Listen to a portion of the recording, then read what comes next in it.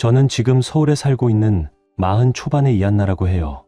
부산에서 이혼을 하고 중학생인 딸 예진이만 데리고 서울로 올라온 지도 벌써 해수로 2년째가 되었네요. 오늘은 그 얘기를 하려고 이렇게 펜을 들었어요. 이혼을 하고 어린 딸아이를 데리고 낯선 도시 왔을 때 제 마음이 어땠을까요? 그리고 왜 고향을 두고 여기까지 와야만 했을까요? 그 이유를 지금부터 차근차근 써 내려가 보겠습니다. 저는 나름 풍족한 가정에서 태어나 어린 시절을 부족함 없이 보냈어요. 친정아버지와 어머니가 사업을 하셨는데 꽤 잘 나가셨죠. 그래서 저와 남동생은 부모님의 그늘 아래서 큰 어려움 없이 자랄 수 있었어요. 제 남편도 저와 비슷했어요. 시부모님의 사업이 안정적이어서 남편 역시 넉넉하게 살아왔죠. 우리 부모님은 시골에서 맨주먹으로 서울에 올라와 자수성가를 하신 분들이세요. 그래서인지 늘 자신처럼 힘든 사람들, 또 부모님 사업이 자리 잡도록 도와주신 분들께 감사하다며 우리보다 어려운 이웃을 돌아봐야 한다고 말씀하셨죠. 그 덕에 한 달에 한 번은 꼭 저와 남동생을 데리고 봉사활동을 다니셨어요. 시부모님도 마찬가지셨어요. 아들 셋에 딸 하나를 두셨고 역시 맨주먹으로 서울에 올라와 고생 끝에 사업을 정상궤도에 올려놓으신 뒤 꾸준히 봉사활동을 이어오셨죠. 그러다 저희 부모님이 정기적으로 후원하는 보육원에서 시부모님을 만나게 되셨고 지금까지도 함께 그곳을 후원하고 계세요. 어딘지는 굳이 말하지 않겠지만 대기업 공단이 모여있는 동네가 있잖아요. 알고 보니 친정아버지 사업과 시댁 사업이 같은 업종이었고 규모는 시댁 쪽이 훨씬 컸어요. 이렇게 양가가 봉사활동을 하다 알게 되었고 서로가 유사업종임을 확인하면서 협력관계를 맺게 되었죠.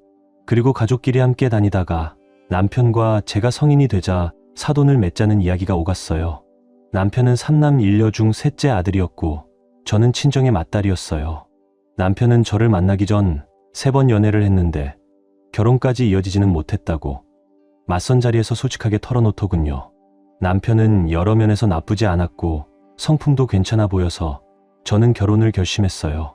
결혼 후에는 시부모님은 물론 두 분의 아주버님과 형님 그리고 시누이도 저에게 잘해주셨어요. 시집살이는 없었지만 문제는 정작 남편이었죠. 겉보기엔 젠틀한 줄 알았던 남편이 바람을 피우더군요. 그게 아주 습관처럼 느껴질 정도였어요.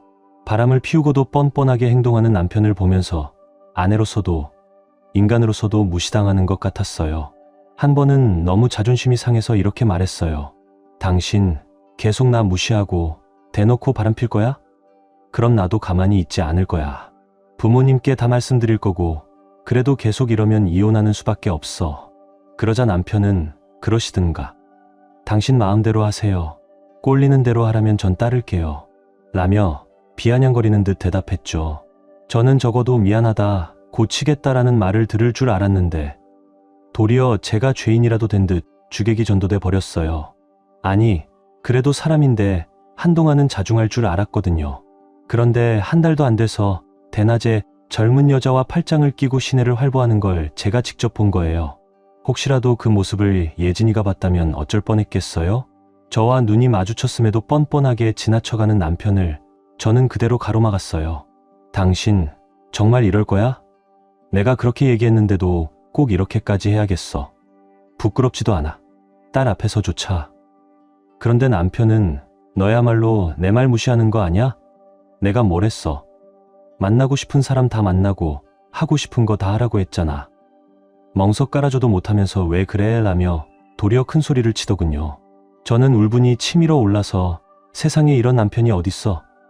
당신은 삶이 심심해서 여자들을 만나는지 모르겠지만 그게 부모님 얼굴에 먹칠하는 거라고는 생각도 못해 하고 쏘아붙였죠. 그 뒤로도 남편의 잦은 외도에 매일같이 속이 타들어갔고 어떻게 해야 할지 답이 보이지 않았어요. 다행히 시누이와는 가까이 지내서 자주 왕래했는데 하루는 꽃게철이라고 일부러 들렀더군요. 언니, 수산시장에서 사왔어요. 우리 집 것도 샀으니까 같이 드세요. 저는 고맙다고 하면서도 남편 일 때문에 얼굴이 웃는 게 아니었죠. 그걸 눈치챘는지 시누이가 제 얼굴을 보더니 언니 얼굴이 왜 그래요? 고민 있는 사람처럼 그늘이 져 있네. 혹시라도 제가 도와드릴 수 있으면 말씀하세요. 라고 했어요. 저는 얼버무리며 요즘 잠을 잘 못 자서 그래. 피부가 푸석푸석하네. 시간 나면 사우나 가야겠어. 라고 둘러댔지만 신우이는 제 속마음을 알아차렸어요. 그러다 슬쩍 물었죠. 언니, 혹시 오빠 바람 피우죠? 저는 당황해서 무슨 말이에요? 설마. 예진 아빠가 얼마나 젠틀한데요. 라며 손사래를 쳤지만 제 연기가 스스로 봐도 어색했어요. 신우이는 꽃게를 손질하며 오빠가 대학 다닐 때부터 여자 문제는 좀 있었어요. 결혼하면 고칠 줄 알았는데 아닌가 보네요. 라며 조심스레 말을 잇더군요. 그 순간 저는 신우이에게 솔직하게 털어놓고 도움을 청할까 잠시 고민했어요. 하지만 속으로는 어차피 이혼 안 하고 살 거잖아. 언젠가는 집으로 돌아오겠지. 라는 생각이 더 커서 억지로 웃으며 바람이라니 어울리지도 않는 말이네요. 라고 넘겼죠. 눈치 빠른 신우이는 제 뜻을 다 알아차리고는 언니, 혹시라도 오빠가 언니 속 썩이면 저한테 얘기하세요. 부모님께 다 말씀드려서 단단히 혼내줄게요. 저 언니 편이에요. 라며 위로해 주었어요. 저는 그 순간 주저앉고 싶을 만큼 마음이 무너졌어요. 남편이 바람을 피우는데도 아니라고 부정해야 하는 이 현실이 너무 괴로웠어요. 사실 제가 이혼을 못하는 이유는 두 가지였어요. 첫 번째는 친정아버지 회사와 시댁회사의 협력 관계 때문이죠. 친정회사는 시댁회사에 비해 규모가 작고 가장 큰 거래처가 바로 시댁이었으니까요. 두 번째는 세상 누구보다 사랑하는 제 딸 예진이 때문이에요. 이혼 가정에서 자라게 하고 싶지 않았어요. 그래서 남편이 바람을 피워도 끝까지 참고 기다리며 가정을 지켜보려 했던 거죠. 하지만 그 와중에 딸까지 저를 속상하게 했어요. 예진이는 머리가 그렇게 좋은 편은 아니었어요. 뭘 갖춰주면 흡수가 느리고 행동도 늘 굼뜨고 호기심도 별로 없었죠. 시부모님께서는 그런 예진이의 단점을 알면서도 늘 이렇게 말씀해 주셨어요. 공부가 인생의 전부는 아니다. 건강이 최고다. 건강하기만 하면 됐다. 내 손녀가 건강하고 바르게 자라면 그걸로 충분하다. 공부야, 나중에 해도 안 늦다. 시아버지 말씀 틀린 건 아니었어요. 하지만 위로 두 형님들 딸들이 어릴 때부터 영재 소리를 들어서 늘 비교가 되니 제 속이 조금은 상하더라고요. 게다가 남편은 성적도 좋지 않고 성격도 느긋한 딸아이를 어떻게든 형님들 아이들 수준에 맞추라고 압박했죠. 아니, 요즘 애들은 다 엄마들이 만든다는데 넌 집에서 뭐하냐? 자식이 둘도 아니고 한 명뿐인데 그거 올인하면 되잖아. 그게 그렇게 어려워? 어떻게든 성적 올려놔. 아버지가 건강이 최고라고 하시지만 말이 그렇지. 공부 못하면 허름도 없지 않냐? 남편이 언제부터 집안일에 그렇게 관심을 가진 건지 저는 도저히 이해가 되지 않았어요. 사실 남편은 어려서부터 두 아주버님에게 늘 열등감이 있었던 것 같아요. 가끔씩 어린 시절 이야기를 할 때도 그런 뉘앙스가 묻어나곤 했죠. 지금도 회사 일에서는 두 형들보다 부족했고 아버님도 회사 업무는 큰아들과 둘째 아들에게 적극적으로 맡기고 의견도 나누시지만 남편과는 그렇게 많은 소통을 하지 않으셨어요. 제 눈에는 분명히 그렇게 보였어요. 시아버지는 두 아주버님이 전교 10등 밖으로 밀려나면 불같이 화를 내셨다고 해요. 그런데 남편이 전교 100등을 해도 화 한 번 내지 않으셨다더군요. 그래서 남편은 우리 딸이 공부를 잘해서 시부모님께 조카들보다 더 많은 사랑을 받기를 바랐던 거예요. 하지만 공부든 예체능이든 매사에 호기심도 흥미도 없는 아이에게 남편은 무조건 잘해야 한다고 강요만 했어요. 그러니 예진이는 그런 아빠가 무서워서 남편만 보면 덜덜 떨기까지 했죠. 예체능 쪽은 아니고 그래도 제 딸은 책 읽는 걸 좋아했어요. 그래서 저는 결심했죠. 개인 과외 선생님을 붙여주자고. 그리고 바로 떠오른 사람이 있었어요. 저는 결혼 후에도 부모님, 시부모님이 후원하시던 보육원에서 종종 봉사활동을 했는데 거기에 어릴 때부터 영재라 불리던 아이가 있었어요. 친정아버지의 후원 덕분에 명문대를 졸업한 아이였죠. 그 아이는 보육원을 나온 후 학원 강사로 일하면서 쉬는 날이면 다시 보육원에 와서 아이들 공부를 봐주곤 했어요.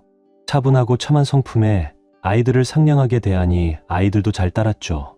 그래서 저는 그 아이, 최윤정 선생님께 우리 예진이 과외를 부탁했어요. 최 선생님, 안녕하세요. 우리 보육원에서 자주 배웠죠?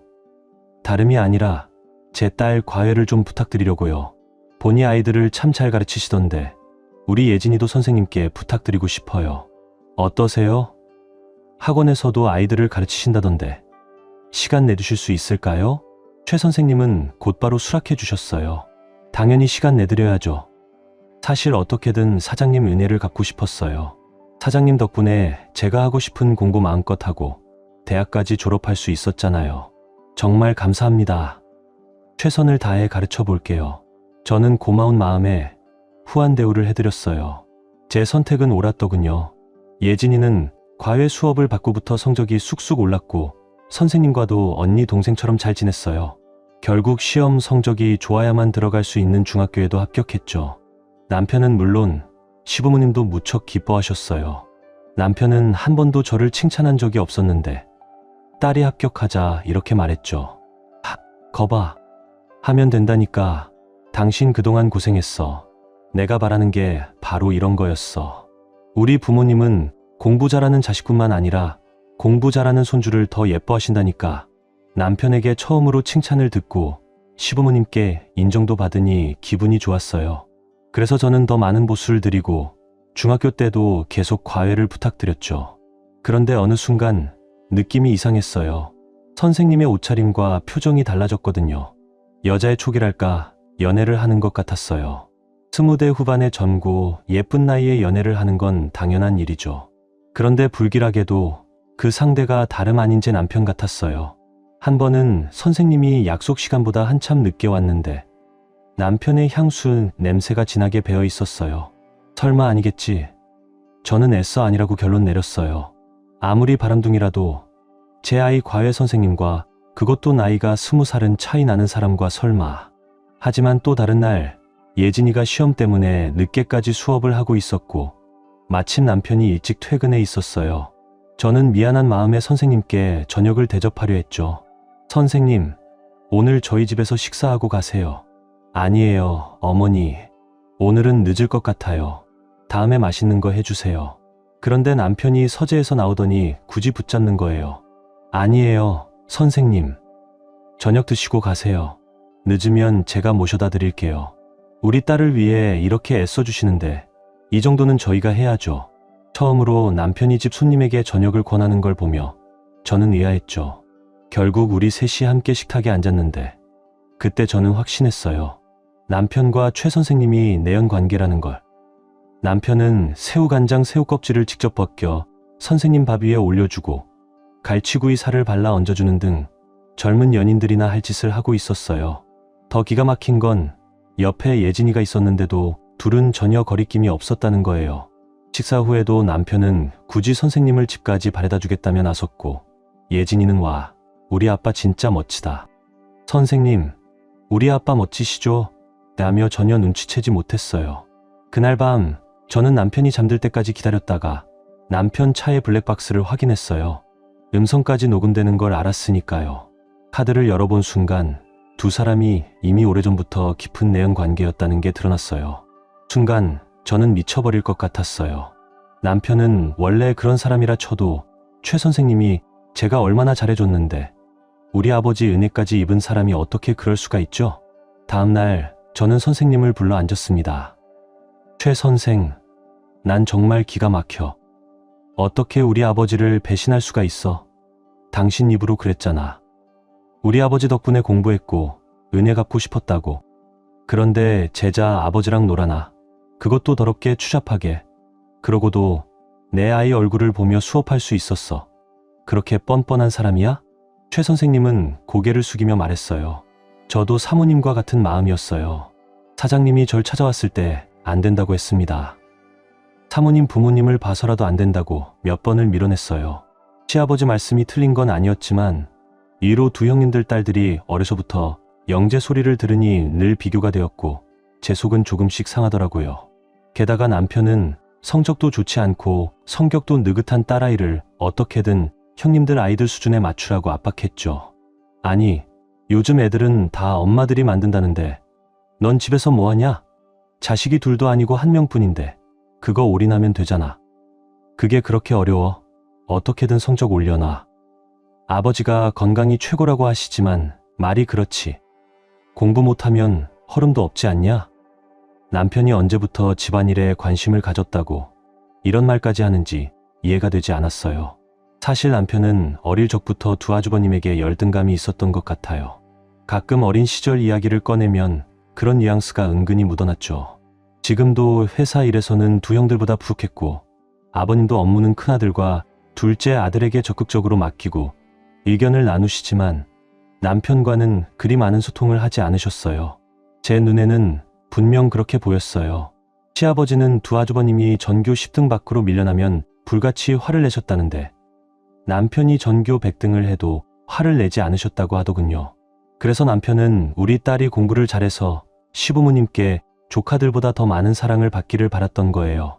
하지만 공부든 예체능이든 매사에 호기심도 관심도 없는 아이에게 남편은 무조건 잘하라며 강요만 했고 예진이는 그런 아빠가 무서워서 남편만 보면 덜덜 떨기까지 했죠. 예체능 쪽은 아니고 그래도 제 딸은 책 읽는 걸 좋아했어요. 그래서 저는 개인 과외 선생님을 붙이기로 결심했죠. 마침 떠오르는 사람이 있었어요. 결혼 후에도 저는 부모님과 시부모님이 후원하시던 보육원에서 봉사와 후원을 이어왔는데 그곳에 어릴 때부터 영재라 불리던 여학생이 있었거든요. 친정아버지의 후원으로 명문대를 졸업했고 보육원을 나온 뒤에는 학원 강사로 일하면서 쉬는 날이면 다시 보육원에 와 아이들 공부를 봐주는 그런 성실한 아이였죠. 차분하고 참한 성품에 아이들을 상냥하게 대하니 아이들도 잘 따랐어요. 그래서 저는 그 아이 최윤정 선생님께 우리 예진이 과외를 부탁했어요. 최 선생님, 안녕하세요. 보육원에서 자주 배웠죠? 다름 아니라 제 딸 과외를 부탁드리려 해요. 아이들을 참 잘 가르치시던데 우리 예진이도 맡아주실 수 있을까요? 학원에서도 가르치신다던데 시간 괜찮으세요? 당연히 시간 내드려야죠. 사실 어떻게든 사장님 은혜를 갚고 싶었어요. 사장님 덕분에 하고 싶은 공부 마음껏 하고 대학까지 졸업했잖아요. 정말 감사합니다. 최선을 다해 가르쳐 볼게요. 저는 고마운 마음에 후한 대우를 해드렸고 선택은 옳았어요. 예진이는 과외 후 성적이 쑥쑥 올랐고 선생님과도 언니 동생처럼 잘 지냈죠. 시험을 잘 봐야 들어갈 수 있는 중학교에도 합격했고 남편은 물론 시부모님도 무척 기뻐하셨어요. 남편은 한 번도 저를 칭찬한 적이 없었는데 그날은 말하더군요. 거봐, 하면 된다니까. 당신 그동안 고생했어. 내가 바라는 게 이런 거였어. 우리 부모님은 공부 잘하는 자식도 좋아하지만 공부 잘하는 손주를 더 예뻐하신다니까. 처음으로 남편에게 칭찬을 듣고 시부모님께 인정도 받아서 저는 기분이 좋았어요. 그래서 보수를 더 올려 중학교 때도 쭉 과외를 부탁드렸죠. 그런데 어느 순간부터 선생님의 옷차림과 표정이 달라졌고 여자의 촉이랄까 연애를 하는 것 같았어요. 20대 후반에 연애하는 건 당연한 일인데 불길하게도 그 상대가 제 남편 같았죠. 한 번은 약속 시간보다 한참 늦게 왔는데 몸에서는 남편의 향수 냄새가 진하게 났어요. 설마 아니겠지. 애써 부정했죠. 아무리 바람둥이라도 제 아이 과외 선생님하고 그것도 나이 차가 20살은 나는 사람하고 설마. 또 다른 날 예진이가 시험 준비로 늦게까지 풀이를 받았고 남편은 일찍 퇴근해 있었어요. 선생님, 오늘 저희 집에서 식사하고 가세요. 아니에요, 어머니. 오늘은 늦을 것 같아요. 다음에 맛있는 거 해주세요. 그때 남편이 서재에서 나와 붙잡았죠. 아니에요, 선생님. 저녁 드시고 가세요. 늦으면 제가 모셔다 드릴게요. 우리 딸 위해 이렇게 애써주시는데 이 정도는 저희가 해야죠. 셋이 함께 식탁에 앉았고 저는 그 자리에서 확신했어요. 남편과 최 선생님이 내연 관계라는 걸. 남편은 손으로 새우 껍질을 벗겨 밥 위에 올려주고 갈치살을 발라 얹어주는 등 젊은 연인들이나 할 법한 행동을 서슴지 않았죠. 옆에 예진이가 있는데도 둘은 전혀 거리낌이 없었어요. 식사 뒤 남편은 굳이 선생님을 집까지 바래다 주겠다며 나섰고 눈치 없는 예진이는 와, 아빠 진짜 멋지다. 선생님, 우리 아빠 멋지시죠? 라며 등을 떠밀었죠. 그날 밤 저는 남편이 잠들 때까지 기다렸다가 남편 차의 블랙박스를 확인했어요. 음성까지 녹음되는 걸 알았으니까요. 카드를 열어본 순간 두 사람이 이미 오래전부터 깊은 내연 관계였다는 사실이 드러났습니다. 미쳐버릴 것 같았어요. 남편은 원래 그런 사람이라 쳐도 최 선생님은 제가 얼마나 잘해줬는데 우리 아버지의 은혜까지 입은 사람이 어떻게 그럴 수가 있죠? 다음 날 저는 선생님을 불러 앉았습니다. 최 선생, 난 정말 기가 막혀. 어떻게 우리 아버지를 배신할 수가 있어? 당신 입으로 그랬잖아. 아버지 덕분에 공부했고 은혜 갚고 싶었다고. 그런데 제자 아버지하고 놀아나? 그것도 더럽고 추잡하게. 그러고도 내 아이 얼굴 보며 수업할 수 있었어. 그렇게 뻔뻔한 사람이야? 저도 사모님과 같은 마음이었어요. 사장님이 절 찾아왔을 때 안 된다고 했어요. 사모님 부모님을 봐서라도 안 된다고 몇 번을 밀어냈어요. 그런데 사장님께서 그게 무슨 상관이냐며 저를 설득하고 또 설득하셨어요. 어느 날 제가 감기 몸살로 알아누웠을 때는 병원에도 데려다 주시고 병간호도 해주셨죠. 그 따뜻한 모습에 저도 마음을 기대고 말았어요. 너 그 사람 바람둥이인 건 알아? 그 말들에 속은 거야. 내 인생 망친 거라고. 알아요. 그런데 사장님이 그러셨어요. 사모님보다 널 먼저 만났다면 바람 안 피우고 가정에 충실했을 거다라고요. 너 바보니 그 말을 믿어? 바람둥이들의 뻔한 거짓말이야. 남을 탓할 것도 없어. 넌 스스로 내 인생을 망친 거야. 그리고 앞으로 우리 집에 오지 마. 내 딸 더 이상 과외받을 필요 없어. 세상에 과외 선생이 너 하나뿐이니 우리 딸하고 맞는 선생이 너뿐이겠어. 예진이를 봐서 더 이상 문제 삼지 않을 테니 깔끔히 정리해. 그리고 내 딸 예진이랑 개인적으로 연락하지 마. 그랬더니 선생님이 갑자기 일어나 제 앞에서 무릎을 꿇고 엉엉 울기 시작하는 거예요. 어이가 없었죠. 무릎 꿇고 운다고 해결될 문제가 아니니까요. 저는 냉정하게 돌아서며 제 방으로 들어가려 했어요. 그때 제 등 뒤로 떨리는 목소리가 꽂혔어요. 저 임신했어요, 사모님. 사장님 아이예요. 이 아이 꼭 낳고 싶어요. 사모님 도와주세요. 저는 그대로 돌아서서 선생님을 바라봤고 멱살을 움켜쥐고 흔들었어요. 미쳐버릴 것 같았죠. 남편의 내연녀가 임신했다고 하는데 어느 여자가 제정신으로 그 말을 받아들이겠어요.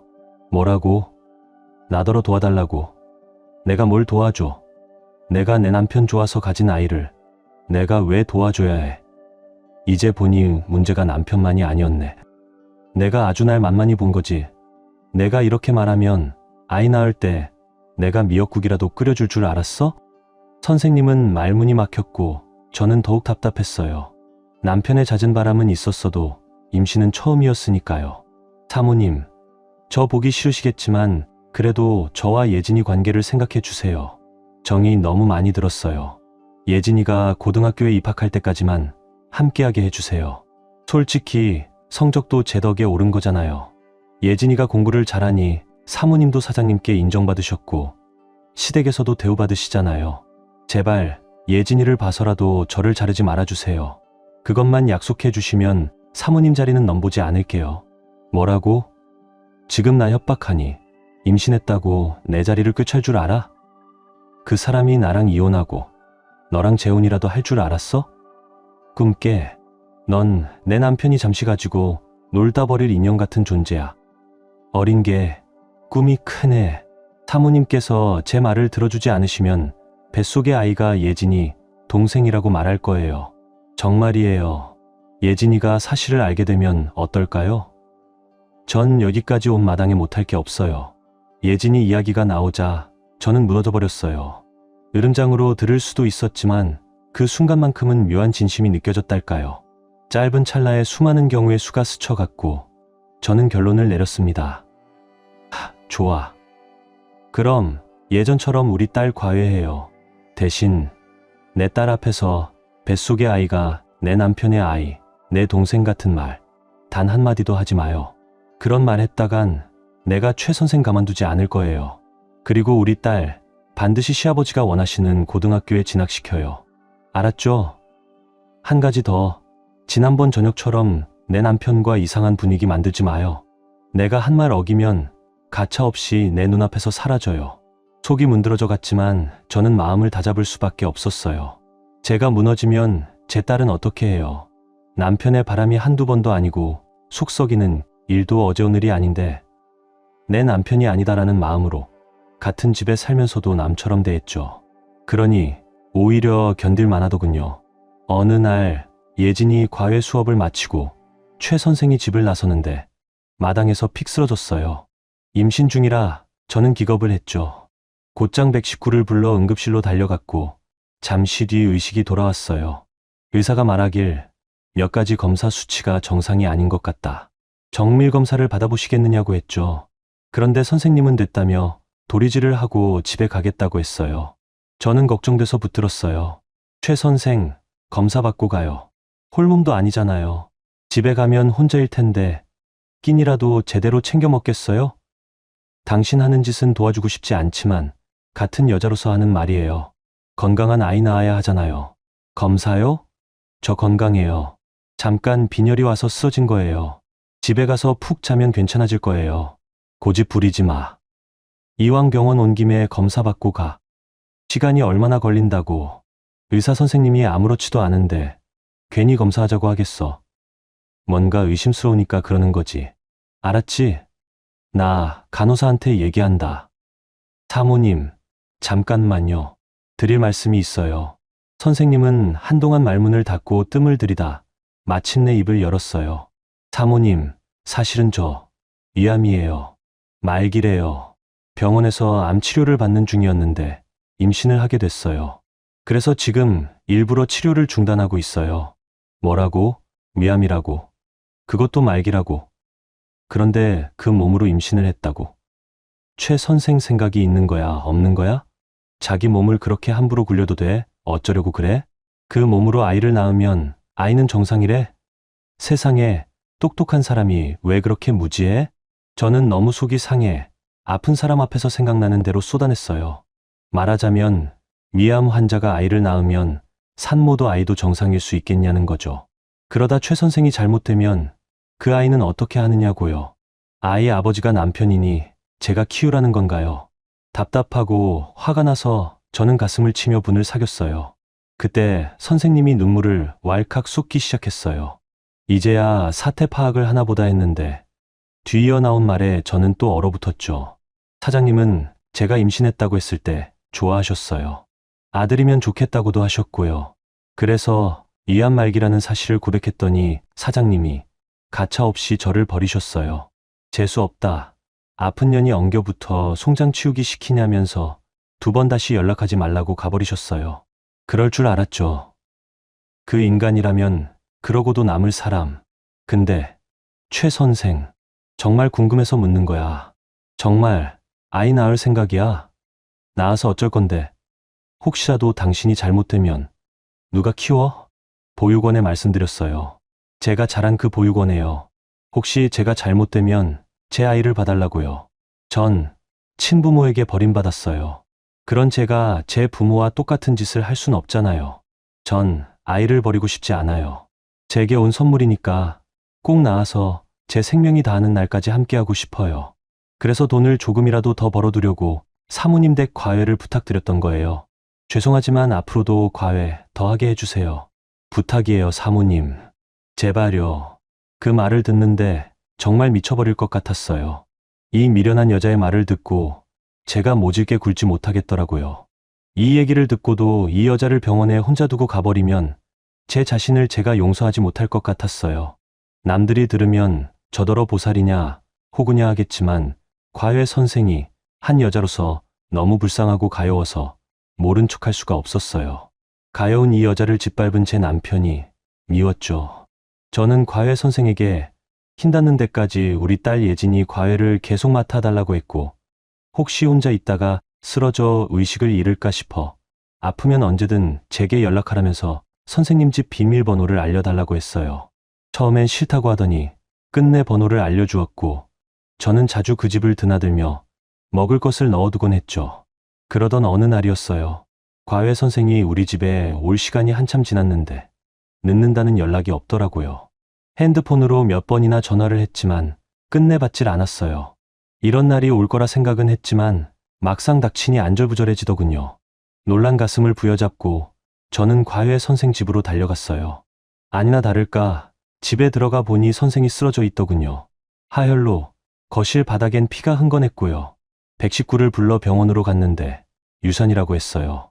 그런데 유산이 문제가 아니라 제 눈에도 과외 선생의 삶이 얼마 남지 않아 보였어요. 저는 병원비 전액을 제가 부담할 테니 입원하자고 제안했죠. 하지만 선생은 한사코 싫다고 했어요. 집에서 마지막을 보내고 싶다고요. 어쩌다 내가 이런 일까지 해야 하나 속이 뒤집혔지만 저는 말했죠. 그래, 마지막이라며 하고 싶은 대로 하다가 퇴원 수속을 밟고 선생을 집까지 데려다 주었어요. 환자에게 필요한 것들을 이것저것 사다 놓고 집에 가려는데 선생이 제 손을 꼭 잡는 거예요. 우리 사이에 뭐가 더 남았나 싶어 한숨이 나오려다 꾹 참았죠. 그리고 무슨 말을 하려는지 귀 기울여 들었어요. 사모님 드릴 말씀이 있어요. 잠깐 있어 주세요. 정말 죄송하고 고맙습니다. 죽어서도 이 은혜 잊지 않을게요. 이제 그만하고 한숨 자. 나 의리 있는 여자야. 최 선생 안 버려. 마지막까지 함께 할 거니까 걱정 말고 편히 자. 제 말을 듣자 선생은 알겠다는 듯 제 눈을 보고 살짝 웃어 주었어요. 저도 웃어 주었죠. 그런데 그 힘든 몸을 일으켜 책상 앞으로 가더니 서랍을 열어 열쇠를 꺼내 제 손에 꼭 쥐어주는 거예요. 이건 사모님에 대한 제 마음이에요. 그간의 고마움과 은혜를 이 열쇠로 갚겠습니다. 이건 사장님 서재에 있는 비밀 금고 열쇠예요. 뭐? 사장님 방 비밀 금고? 우리 남편 방에 그런 게 있다고? 네. 사장님 서재에 오래된 그림 액자 있죠. 그 액자 뒤에 금고가 있어요. 오래된 금고라 비밀번호나 지문인식이 아니라 이 열쇠로만 열 수 있어요. 사장님 안 계실 때 꼭 열어보세요. 생각해보니 남편 서재에는 정말 오래된 그림이 담긴 액자가 있었죠. 그 그림은 남편의 할아버지가 직접 남편에게 건넨 거라 했어요. 유명한 화가의 작품이라 값이 꽤 나간다면서도 절대 팔지 말라고 했었죠. 남편은 그 그림을 유난히 아꼈고 할아버지가 형들을 제치고 자신을 인정해준 증표라 여겼어요. 그런데 그 액자 뒤에 이런 비밀이 숨어 있을 줄은 꿈에도 몰랐네요. 생각해보니 이 비밀 금고 때문에 남편은 액자 근처에 다가오지도 못하게 했던 것 같아요. 그 또한 배신감이 밀려왔죠. 문득 궁금해졌어요. 남편의 비밀 금고가 있다는 것까진 내연관계였던 과외 선생이 알 수 있다 쳐도 열쇠를 어떻게 가지고 있지? 그런데 이 열쇠를 왜 최 선생이 갖고 있어? 사장님이 혹시 모를 일이라며 저에게 가지고 있으라 했어요. 그러다 저를 내치시면서 열쇠를 빼앗아 갔죠. 그런데 제가 하나 복사해 두었어요. 무슨 일 있으면 사모님께 드리려고요. 고양이가 쥐 생각해준 꼴이었죠. 아무튼 저는 그 열쇠를 받아들고 집으로 돌아왔어요. 그런데 심장이 미친 듯 뛰어 금고를 열어 안을 확인할 용기가 나지 않았어요. 남편의 비밀 금고를 여는 순간 열어서는 안 될 판도라의 상자를 여는 기분이었거든요. 하지만 제 호기심은 인내심이 약했죠. 다음 날 남편이 회사에 출근하자마자 저는 금고를 열었어요. 안에는 제가 예상한 현금이나 금괴가 아니었어요. 여러 부동산 관련 서류와 비밀 계약서들이 가득했죠. 남편은 우리 가족 몰래 최 선생과 공동 명의로 꼬마 빌딩 2채를 사두었고, 더 놀라운 건 제 명의 건물을 최윤정 이름으로 명예 이전해 두었더군요. 명예 이전 날짜를 보니 저를 철저히 속였다는 게 드러났어요. 그때가 예진이가 초등학교 6학년 겨울방학이었죠. 남편이 저더러 예진이를 데리고 제주 한 달 살기를 다녀오라 했어요. 중학교 입학 기념 선물이라나요. 저는 감사히 여겼고 딸과 함께 제주로 떠났죠. 그런데 숙소에 도착해 막 잠들려는데 집안일을 봐주는 김건태 변호사에게서 전화가 왔어요. 사모님, 안녕하세요. 김건태 변호사입니다. 세금 문제로 연락드렸습니다. 소유 중이신 빌딩을 잠시 사장님 이름으로 바꾸셔야 할 것 같습니다.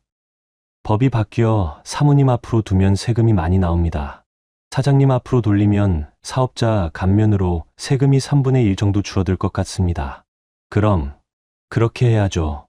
변호사님이 알아서 제 남편과 상의해 잘 처리해 주세요. 네, 알겠습니다.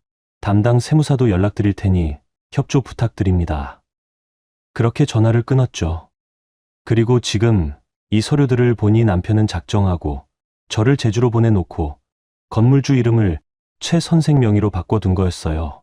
저는 분노가 치밀어 손에 쥔 서류를 바닥에 내팽개쳤죠. 그런데 그 서류들 사이에서 핑크색 편지 봉투가 하나 나오는 거예요. 이건 또 뭐지? 봉투를 열어보니 그 안에는 최윤정의 유언장이 있었어요. 최윤정이 죽으면 이 빌딩은 김석진에게 양도하겠습니다. 감사합니다. 두 연놈이 두 눈 시퍼렇게 뜨고 있는 저를 두고 무슨 짓을 한 겁니까? 정말 기가 막혔어요. 여자서 불쌍하고 때로는 막내 여동생 같다 여겨 챙겨준 그 과외 선생이 이렇게 제 뒤통수를 치다니요. 도저히 참을 수 없어 저는 유언장을 들고 최 선생 집으로 갔어요. 유언장을 내밀며 따졌죠. 대체 이게 뭐야? 사모님, 그 건물을 제 명의로 바꾼 건 저도 알아요. 하지만 이 유언장은 전혀 몰라요. 저는 이런 걸 쓴 적이 없어요. 정말이에요. 믿어주세요. 사장님이 그러셨어요. 본인 일을 도와주면 제가 평생 먹고 사는데 지장 없게 해주겠다고요. 그 증거로 사모님 건물을 제 명의로 해주신 거였어요.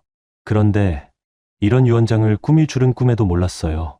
선생의 눈빛을 보니 거짓은 아닌 듯 했어요. 여기까지 와서 거짓말을 할 리는 없죠. 아픈 몸을 이끌고 선생은 자신이 아는 모든 얘기를 털어놓았어요. 저 못지않게 남편의 배신에 분노한 최 선생은 남편의 더 큰 비밀을 알려주었죠. 사장님 앞으로 꼬마 빌딩 두 채 서류로 확인하셨죠. 그걸 어떻게 마련했을까요? 회사 돈을 야금야금 횡령한 겁니다. 그리고 사모님 아버님 회사에서 정기적으로 리베이트를 받았어요. 리베이트를 주지 않으면 협력업체를 끊겠다고 했고요. 혹시라도 사장님 아버님이나 사모님께 알리면 업무 협조를 하지 않겠다며 협박했어요. 뭐라고? 우리 아버지를 협박했다고? 이 인간 정말 사람도 아니야. 저는 그 길로 친정아버지 회사로 달려갔어요. 그간 한 번도 약속 없이 찾아간 적이 없었는데 그날은 분노에 눈이 멀어 도착하자마자 곧장 회장실로 뛰어들어갔죠. 다행히 아버지가 자리에 계셨어요. 아버지, 정말이에요? 그 사람이 아버지 협박해서 정기적으로 리베이트 챙겼어요? 왜 저한텐 말씀 안 하셨어요? 시아버지께라도 말씀드렸어야죠. 저는 아버지를 붙잡고 엉엉 울었어요. 제 울음소리를 듣고 남동생이 달려왔죠. 저를 진정시키며 그간의 일을 모두 이야기해 주었어요. 누나, 우리도 어쩔 수 없었어. 매형이 얼마나 협박을 했는지 누나도 알잖아. 우리한테 가장 큰 협력업체가 누나 시아버지 회사라는 거. 그 거래가 막히면 우린 곧장 무너져. 회사 사람들 다 지켜야 하니까 어쩔 수가 없었어. 그리고 누나 얼굴 봐서 아버지가 참고 버티신 거야. 근데 매형 사람도 아니더라. 해마다 리베이트 액수 장난 아니게 올려달라더라. 남동생이 길게 한숨을 내쉬더군요. 진짜 어이가 없었어요. 이런 천하에 망할 놈과 제가 부부의 인연을 맺고 살고 있었다니요. 저는 분을 참지 못하고 그 길로 시부모님 댁으로 쫓아갔어요. 그리고 드릴 말씀이 있다며 아주버님들 부부와 시누이 부부까지 모두 오시라 했죠. 모두 시간이 맞아 한자리에 모이자 저는 알아낸 남편의 비밀을 몽땅 폭로해버렸어요. 남편이 시아버지 회사 돈을 횡령해 꼬마 빌딩 두 채를 사들였고 친정아버지 회사에서 정기적으로 리베이트를 받아 챙겼다고요. 해마다 그 액수가 엄청나게 커지고 있었다고요.